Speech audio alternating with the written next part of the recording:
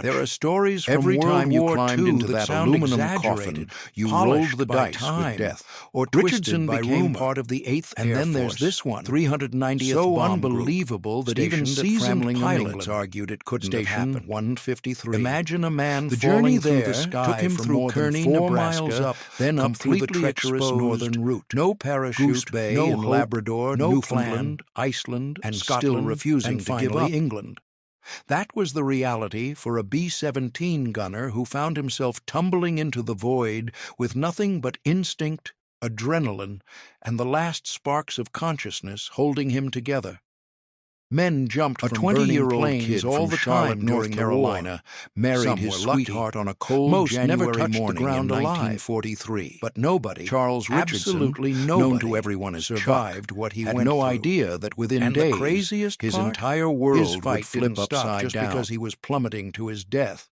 Even in freefall, even with German fighters swarming around him, he kept trying to defend his crew, his aircraft, and himself. South Carolina, The official inducted reports into the describe United a States cold Army on January morning, 18th, clear skies 1943. over occupied France, Young Love would and a have to formation wait. of flying There was fortresses a war to fight, pushing toward Chuck one of the most Richardson was heavily about to defended enter a targets nightmare on the that would Atlantic push him coast. to the absolute edge They were of human used to being endurance. shot at. The Army They were used to losing engines, oxygen Richardson systems, bounced and from friends. South Carolina to Miami They were not Beach used to in what was about to February, happen. then to the Not at frozen this plains altitude, of Sioux not Falls, under these conditions, South Dakota, and not for to the radio man school. trapped in the deadliest spot By on July the aircraft. 1943, Nothing he was about in the this scorching mission desert hinted of at the Wendover, miracle or Utah, horror waiting completing just aerial ahead. gunnery. When the sky is calm at 20,000 feet, it doesn't feel like the world's most dangerous battlefield.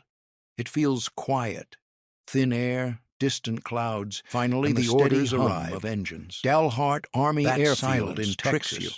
It There, makes you forget Richardson that just would below train is on a the wall of airplane that would become his anti-aircraft guns home, waiting his to help, tear holes and ultimately through anything his that flies salvation. overhead. The Boeing The crew of this B-17 flying B-17 had fortress. flown enough missions to The know the B-17 routine. Stay sharp, watch the fighters, pray the flak doesn't hit anything vital. They were good at staying alive. But skill only goes so far when luck decides to run out. And on this mission, luck abandoned them in the most violent way possible. 1 second, the gunner was doing his job, scanning the sky from the cramped metal sphere hanging beneath the plane. The next, the fortress took a hit so violent that the entire structure seemed to fold in on itself. Fire, smoke, and metal tore through the fuselage. The crew scrambled, systems failed, the aircraft dipped into chaos. Somewhere in that madness, a single moment changed everything. A forced exit, a sudden blast, and a fall that should have ended in seconds. But it didn't. It kept going, and going, and going. 4 miles straight down. What happened during that fall defies logic, and what waited for him at the bottom feels even stranger. Because survival wasn't the only twist in this story. It was only the beginning. But before understanding how he made it out alive, you need to know who he was, because nothing about him suggested he was supposed to be a miracle. Before the fall became a legend, before his story was whispered across POW camps and passed around by airmen who couldn't believe it, he was simply Alan Eugene McGee, a 19-year-old kid from New Jersey who had enlisted because he believed his country needed him. He wasn't a myth. He wasn't a superhuman figure. He was young, skinny, polite, and determined to prove himself in a war that was swallowing men twice his age. When McGee joined the U.S. Army Air Forces, he didn't choose the role of ball turret gunner because it sounded heroic. Nobody did. It was the job almost everyone tried to avoid. The ball turret was a cramped metal sphere hanging under the belly of the B-17. A space so tight you couldn't stand up, turn around, or stretch your legs. You were strapped inside, curled like a human knot. With nothing between you and the ground except glass, thin aluminum, and prayer. If the turret jammed, you stayed trapped. If the landing gear failed, you were crushed. And if the aircraft caught fire, there was no way out fast enough. But McGee didn't complain. He didn't hesitate. He learned the guns, memorized the checklists, practiced the drills, and became one of the lowest-ranked men doing one of the highest-risk jobs in the air. That's the part people often forget. He wasn't a pilot with years of training or a commander with a chest full of ribbons. He was the guy thrown into the spot everyone feared most. His crew liked him. They described him as calm, focused, and sharper than he realized. He wasn't the loud one. He wasn't the joker. He was steady, the type of man you trusted when you were flying into a wall of explosions and tracer fire. And on January 3rd, 1943, that steadiness was all he had. Their mission that morning was to strike Saint-Nazaire, a place bomber crews had nicknamed Flak City. If you were sent there, it meant one thing. Command expected casualties. The Germans defended the port with brutal precision. Anti-aircraft guns covered every angle. Fighters waited like wolves just outside the flak barrier. Crews who survived missions over Saint-Nazaire didn't brag. They exhaled like men who'd just escaped a burning house.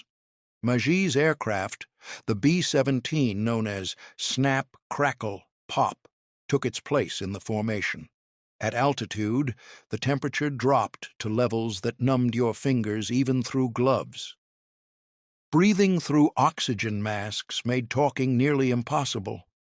Every man knew the silence wasn't peaceful. It was suspense, the kind that presses on your chest before something goes wrong. Magé climbed into the ball turret, locked himself into position, and waited. He checked his guns. He watched the horizon. He felt the vibration of the engines under his boots. He had done this before, but something about this mission, this flight, felt different. He wouldn't live long enough to understand why.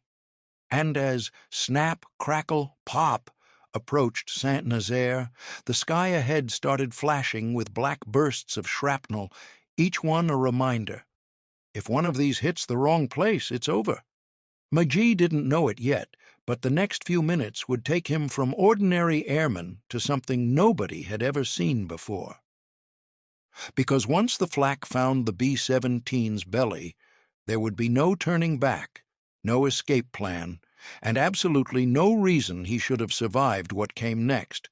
The B-17, Snap, Crackle, Pop, had a cheerful name, but nothing about the airspace over Saint-Nazaire was cheerful. As the formation crossed into enemy range, the sky changed instantly, from calm blue to a storm of black clouds exploding from every direction. Each burst of flak was a perfect sphere of shrapnel, expanding outward like a deadly flower. And the Germans weren't firing randomly. They had the altitude dialed in. They had the timing perfect. They knew exactly when the bombers would fly over their guns, and they were ready.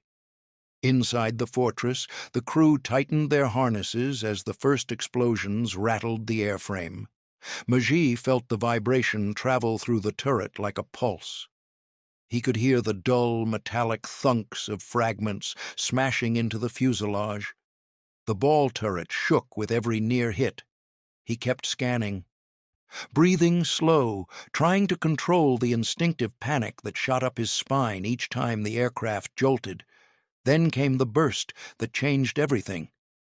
A shell detonated so close beneath the turret that the shock wave slammed into the metal sphere like a hammer. The ball turret's hydraulic system instantly failed. The electric system went next. Magé's guns froze. His rotation controls died. His oxygen line ruptured. He was trapped, curled inside a powerless metal cage, with temperatures dropping and pressure rising. He radioed for help, but the intercom was dead. There was no time to think. If he stayed in the turret, he would black out from lack of oxygen, freeze to death, or get torn apart when the plane took another hit. He forced open the hatch and started climbing back into the aircraft. The moment he pulled himself inside, another flak burst ripped into the left wing. The engine sputtered, then erupted in flame. Snap, Crackle, Pop began to roll. Inside the fuselage, chaos erupted. The pilot tried to level the aircraft. The bombardier clutched whatever he could to stay upright. McGee hit the floor hard as the aircraft violently twisted. His head slammed into the radio table. His arms and legs scraped along jagged metal. The only thought in his mind was survival. He reached for his parachute, standard procedure when a B-17 started dying in the air. But the chute wasn't intact. The previous blast had shredded the fabric, ripped the harness, and torn half the pack open. It was useless. Most airmen who discovered a ruined parachute at 20,000 feet never lived long enough to react. McGee barely had a second to process it. German fighters swooped in, firing in long, vicious bursts. The cockpit windshield cracked. The right wing shook under the impact. A second engine coughed and died. The fortress groaned like a wounded animal. Then came the blow that sealed the aircraft's fate. A direct hit under the midsection. The explosion tore through the fuselage with brutal speed. McGee felt the entire world tilt sideways and then rip open beneath him. The plane was no longer flying. It wasn't even falling gracefully. It was being destroyed in midair. Before McGee could grab anything, before he could even blink, the shock wave threw him backward with a force he couldn't fight. He wasn't stepping out of the plane. He was being launched out of it, and as he tumbled into open sky with fire and metal spinning behind him, the truth hit in the most terrifying way possible. He was falling with no parachute, and there was nothing between him and the earth except 22,000 feet of empty air. The moment McGee was thrown from the exploding B-17, the world around him became a blur of roaring wind and spinning fragments of metal. There was no sense of direction, no up or down, only motion, a violent, uncontrollable tumble that stole his breath before he could even gasp. All he knew was that he had been separated from the aircraft and gravity had taken over. At 20,000 feet, the air is razor thin. It doesn't feel like falling through air at all. It feels like falling through nothing. McGee's body flipped end over end, the cold so intense it stabbed through his flight suit. His ears rang from the explosion. His vision pulsed in and out like a flickering flashlight. Whether he was conscious, semi-conscious, or drifting between the two didn't matter. His body was moving faster and faster, pulled into a freefall that would give him only seconds to process the horror he was living through. Then, for a brief moment, awareness returned. He saw the remains of snap, crackle, pop, spinning above him, one wing on fire, the tail sheared open, pieces falling away in every direction. Flames curled along the fuselage, smoke trailed behind like a dark ribbon. And through that chaotic frame, something even more surreal appeared. German fighters circling the wreck, moving with predatory confidence. They weren't done. As McGee fell past the crippled aircraft, the fighters opened fire again. Long, brutal bursts meant to finish off any survivors. Tracers sliced through the air around him. Bullets ripped past his falling body. One pilot later admitted they believed he was debris from the blast, not a man. To them, he was just another piece of the wreckage plummeting toward the ground. McGee tried to reach for the shredded remains of his parachute pack, but the wind pressure had locked his arms against his sides. At terminal velocity, the air crushes you like a solid wall. His goggles ripped off, his gloves peeled back, his jacket ballooned, then flattened against his ribs. His lungs struggled to draw breath. He could barely keep his eyes open. He wasn't falling anymore. He was plummeting, faster than 120 miles per hour, accelerating toward the ground like a stone. A strange calm tried to settle over him. Not acceptance, just a numb, detached awareness that nothing he did could change what would happen next. For most men, this was the moment when fear overwhelmed everything. But Meiji's brain did something unexpected. Maybe it was training, maybe shock, maybe instinct. But he fought to stay awake, fought to stay present, as if some buried part of him refused to surrender before hitting the ground. The ground below grew clearer, rooftops, roads, a town unfolding like a map. He was headed straight toward Saint-Nazaire, right into the heart of the place trying to kill him minutes earlier. There was no soft landing waiting, no snowdrift, no river, no forest, only buildings, stone, metal, and the brutal certainty of impact. Yet in the final seconds, something happened that no calculation, no physics formula, no wartime manual could have predicted, because out of all the places he could have hit, he struck the one surface in the entire town that might give him even the smallest chance of survival, and it wasn't the ground. It was a roof made of glass. What came next should have ended him instantly, but instead it became the most unbelievable part of the entire story. If you fall from 20,000 feet without a parachute, survival isn't a possibility. It's not even a fantasy. Physics makes the rules, and the rules are brutal. By the time Meiji's body neared the rooftops of Saint-Nazaire, he was traveling at terminal velocity, fast enough that the wind pressure felt like solid cement against his chest. No human being is meant to walk away from a drop like that, and yet fate, or luck, or pure chance, pulled off something that shouldn't have been possible. Meiji didn't hit pavement, he didn't hit a wall. He didn't crash into the side of a building, he hit glass. A massive arched glass roof stretched over the Saint-Nazaire train station, a structure built decades before the war. It wasn't fragile window glass, it was thick industrial glass, supported by metal beams, designed to withstand storms and protect travelers below. No engineer ever imagined it would be the only thing standing between a falling airman and instant death. But that was the surface Meiji struck. The impact was explosive. The glass roof shattered beneath him in a burst of shards that sprayed downward like ice. The force ripped his clothing apart, tore into his skin, and shattered bones on impact. But instead of stopping him instantly, like stone or steel would have, the roof absorbed, distributed, and slowed part of the fall. The glass gave way, the beams bent, and the structure crumpled just enough to bleed off some of the lethal energy before he hit the station floor below. Even with that miracle, the landing was catastrophic. When the station workers and German soldiers rushed toward the noise, they found Meiji lying among twisted metal, broken glass, and splintered wood. He was unconscious, mangled, and barely recognizable as a human being. His right arm was nearly severed at the elbow. His ribs were smashed. One lung had collapsed. His right eye was swollen shut. His legs were torn open.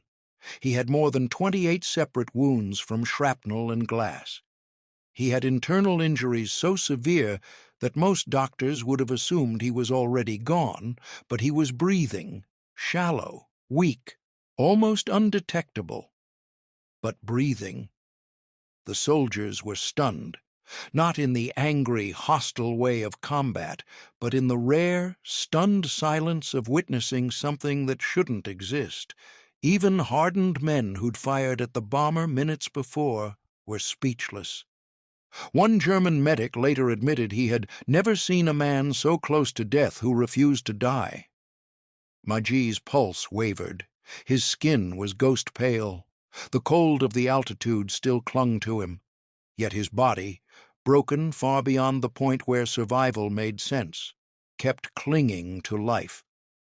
The Germans carried him to a medical ward normally reserved for their own wounded. They cut away his shredded flight suit, cleaned the blood from his face, and began trying to save a man they were supposed to consider an enemy. The doctors worked quickly, almost out of disbelief, repairing what they could, stabilizing what seemed impossible. No one in that room had any reason to think he'd wake up again. But Magee wasn't finished. His story wasn't over.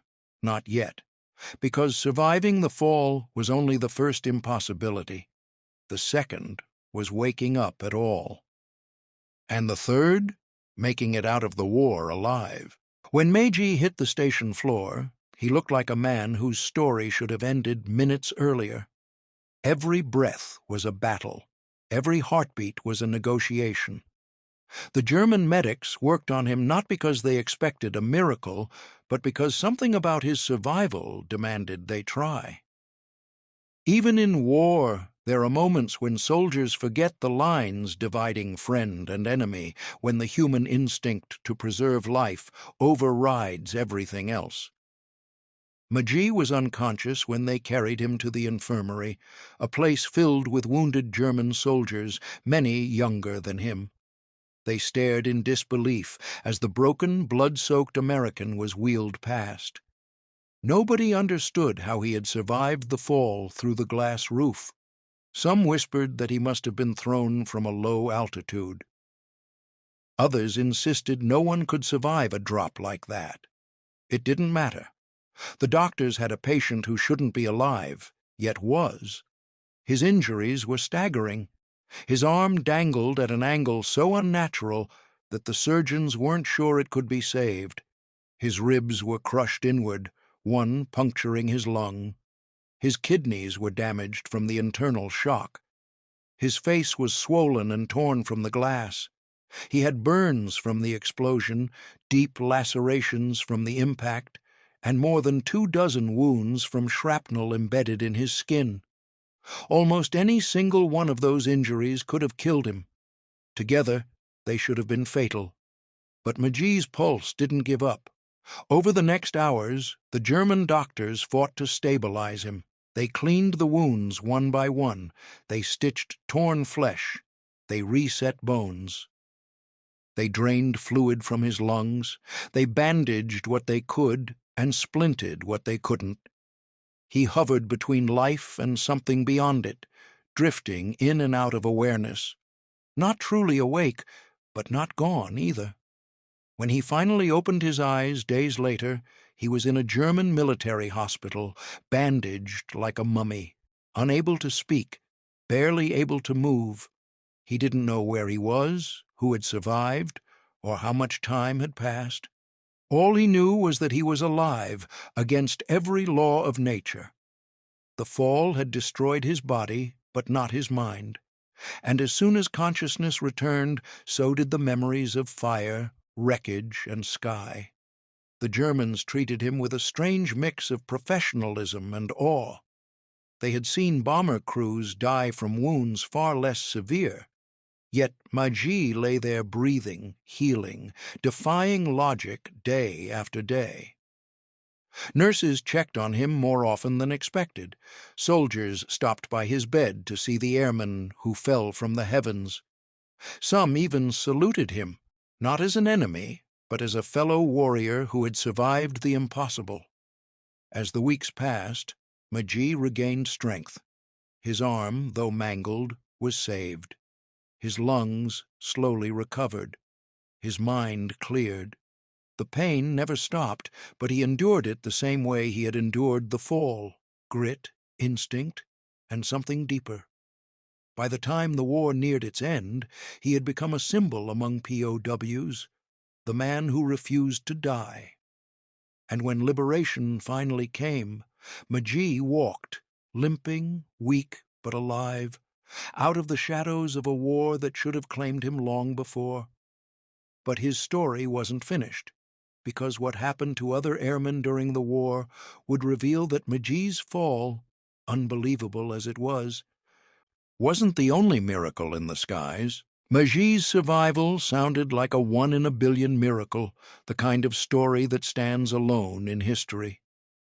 But the war had a strange habit of producing moments that stretched belief to its breaking point. And as incredible as his fall was, he wasn't the only airman who found himself tumbling through the sky with nothing to save him except luck, instinct, and the unpredictable mercy of physics. One of the most famous cases came from another side of the war entirely. Nicholas Alcamaide, a British tail gunner, faced a nightmare almost identical to Magee's. His Lancaster bomber was torn apart during a night raid over Germany. Fire trapped him in the rear of the aircraft. His parachute burned before he could even reach it. With flames closing in, he made the kind of decision no man should have to make: jump or burn. He chose the sky. 18,000 feet of darkness rushed up to meet him, but instead of dying on impact, he crashed through layers of pine trees and thick snowdrifts that slowed his descent just enough to spare his life. German soldiers who found him refused to believe his story until he showed them the charred remains of his useless parachute. Then there was Ivan Kaisov, a Soviet airman who fell from even higher than Magee. His bomber was attacked over the Eastern Front, and he plummeted more than 23,000 feet. Chisov didn't jump by choice. He was blown out of the aircraft still wearing his parachute, but he never opened it. German fighters circled the falling men, shooting at anything that floated down slowly, so he tried to fall fast to avoid being targeted. He slammed into the edge of a snow-covered ravine and somehow lived. His pelvis shattered, his spine was damaged, but he survived long enough to return to flying later in the war. And then there was Eugene P. Moran, an American tail gunner whose B-17, the Rikki-Tikki-Tavi, was torn apart during a violent encounter over Europe. The entire tail section sheared off the aircraft, while Moran was still inside it. He didn't fall freely like Magee. He plummeted, trapped inside a coffin of metal, tumbling end over end as the ground rose up fast. Somehow the tail crashed into a wooded area at just the right angle to absorb part of the impact. Moran was pulled from the wreckage, battered, bleeding, and dazed, but alive. He later said the crash felt like being hit by the world. Yet he walked away from it. Stories like these rarely show up in training manuals or survival guides. They act like small windows into the strange, unpredictable nature of war, moments where chance, physics, environment, and pure stubborn human will intersect in ways no one can fully explain. Each man faced a fall that should have ended with silence, yet every one of them lived long enough to tell the story. Magee wasn't alone in defying gravity, but his journey, falling 4 miles, crashing through a glass roof, and surviving wounds that should have been fatal, remains one of the most extreme examples ever recorded. And that leads to a question people still ask today. Why do stories like these stick with us so intensely, long after the war has ended?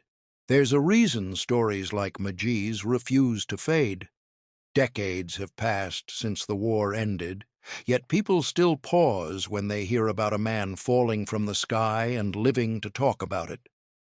These accounts aren't just wartime footnotes. They reach into something deeper, something universal, an instinctive fascination with the razor-thin line between survival and oblivion. When someone cheats death in a way that defies math, logic, or physics, we don't just listen, we stay hooked. Part of that fascination comes from the contrast. War is a place where control shatters. Machines fail, plans collapse, heroes and rookies fall the same way. And in the middle of that chaos, survival stories feel like sparks, tiny explosions of hope in a landscape otherwise defined by loss. When a man plummets from the sky and somehow keeps breathing, it challenges what we think we know about the world. It interrupts all the assumptions we carry about fate, luck, and the boundaries of what the human body can endure. But it's not just survival that draws us in. It's the way these men survived. None of them floated gently down. None had time to prepare, brace, or bargain. They fell violently, blindly, helplessly, eras of human fear condensed into seconds of freefall. And in that descent, something in us sees a reflection of our own lives, our own spirals, our own unexpected drops. The sky becomes a metaphor, the impact becomes a symbol, and the survival becomes a reminder that sometimes people make it through things they shouldn't. Magee's fall in particular carries a kind of mythic weight because his landing wasn't cushioned by snow or softened by trees. He didn't land in water or crash into open ground. He hit glass, hard. The fact that a material designed for protection, not rescue, ended up saving him feels almost like the world breaking its own rules for a moment, and that mystery pulls people in. Another reason these stories endure is because they aren't polished or heroic in the traditional sense. Magee didn't survive because he was the strongest, the fastest, or the most experienced. He survived because the world, through 1,000 tiny coincidences, let him. It humbles us. It challenges the idea that bravery alone determines who lives and who doesn't. Sometimes courage matters, but sometimes luck plays chess with a man's life, and he only learns the outcome when he opens his eyes on the ground. And beneath all of it, there's a psychological truth we rarely admit out loud. People want to believe in miracles. Not religious miracles, necessarily, just moments where the impossible bends, where fate pauses, where someone walks away from something no human should walk away from. Stories like Magee's give us permission to believe that life can still surprise us, even in the worst places imaginable. His fall wasn't just a survival story. It was a break in the pattern, a flash of the extraordinary inside the ordinary machinery of war. And that is why, 8 decades later, people still talk about the gunner who fell 4 miles and lived. But the real meaning of his story comes into focus only when you look at what happened next, how he carried that survival into the rest of his life, and what it says about resilience, fate, and the strange unpredictability of the human story.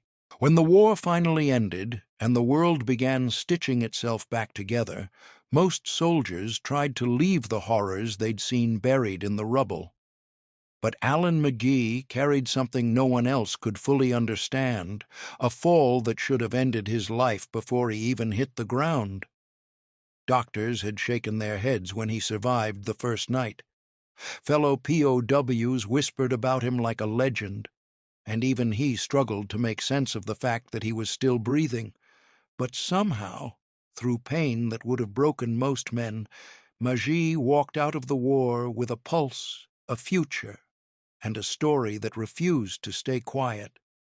Returning home wasn't easy. His injuries were permanent reminders of that day over Saint-Nazaire. His arm had been rebuilt piece by piece, his ribs healed crooked, his body stiffened in winter and ached in silence. But Magee rarely complained. He found work, built a life, and chose to live with gratitude instead of bitterness. For a man who'd fallen through the sky and crashed into glass, every ordinary day carried a sense of borrowed time. Each sunrise felt like a debt he intended to pay back through quiet resilience. What makes his story even more surreal is what he chose to do decades later. In 1993, 50 years after the fall, Magee returned to Saint-Nazaire, the very place that had nearly killed him. He walked through the town not as a survivor seeking closure, but as a man who wanted to face the past without fear. The people of the town greeted him with honor. The mayor thanked him for his service, and Magee stood beneath the rebuilt train station roof, the modern version of the structure that had broken his fall, with tears in his eyes. He didn't glorify the war. He didn't dramatize the moment. He simply said he was grateful that, out of all the ways he could have died that day, the world gave him one narrow, improbable path back to life. And he meant it. Magee passed away in 2003 at the age of 84. an age he never expected to reach on that cold morning in 1943. His obituary didn't need flashy language or exaggerated heroics. It simply recognized a man who endured something the human body isn't designed to endure. A man who dropped from a burning bomber at 20,000 feet, crashed through steel and glass, woke up months later in an enemy hospital, and somehow built an entire lifetime afterward. His story leaves behind a question that lingers long after the facts are laid out. Was it luck? Fate? Physics behaving strangely for one miraculous second? Or was it something else, something that even time can't fully explain? McGee never claimed to know, but he carried the answer in the way he lived. Quietly, humbly, with a steady awareness that every breath was a gift he had earned through pain and preserved through perseverance. And maybe that's the true legacy of the B-17 gunner who fell 4 miles without a parachute. Not the miracle itself, not the survival, but the reminder that even in the most merciless moments of war, life sometimes finds a way to keep going, against every rule, every probability, and every expectation. A man who should not have lived did. And the world is still talking about him because stories like his make us ask the oldest question humanity knows: how is it possible?